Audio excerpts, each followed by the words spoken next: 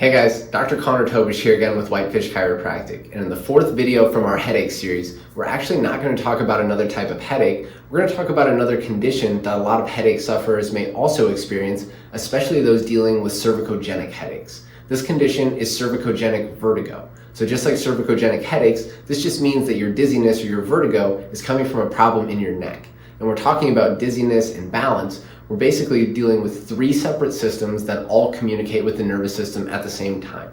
That's going to be your visual system, what you're seeing, your vestibular system, a system of canals deep in the inner ear, and the third would be your proprioceptive system, a system of receptors throughout the joints and muscles in the body, communicating with the brain, telling it where its parts are in time and space.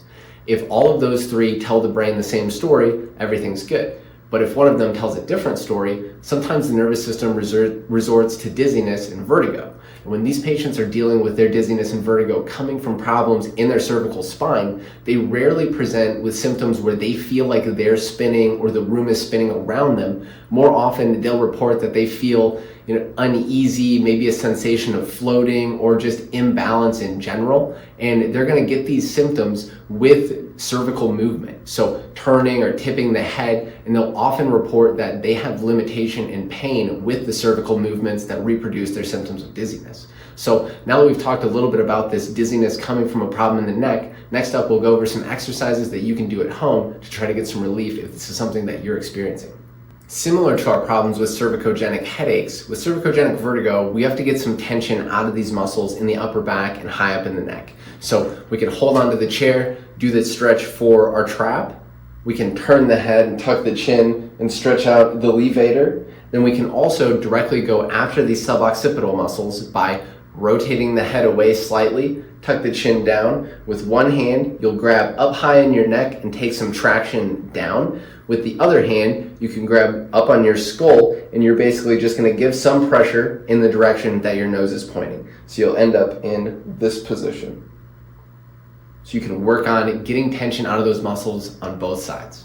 When we're dealing with problems of muscular overactivity in the neck and the upper back, we kind of know that the muscles lower down between the shoulder blade and the spine probably aren't helping us out as much as we want. So first, we have to get rid of that tension up high. Next, we want to make the brain use those muscles that were previously underworking to balance everything out. And a simple but effective way to do that is an exercise called a Brugger. So grab onto a resistance band, get into a good postural position. Next up, you're just going to keep the elbows in close and rotate the hands out. As you rotate out, squeeze those muscles between your shoulder blades and your spine hard for 2 to 3 seconds, then come back to the beginning. I'd shoot for a couple sets of 15 on that.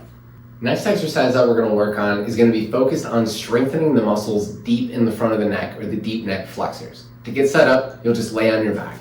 So once you get laid down on your back, we're going to have you retract the chin slightly and tuck down. You'll maintain that throughout the exercise. So kind of like you're holding a golf ball underneath your chin. So tuck the chin slightly. Next up, you're just going to pick your head up an inch or two. You'll hold this position, keeping the chin tucked for 2 to 3 seconds. Keep the chin tucked as you come down.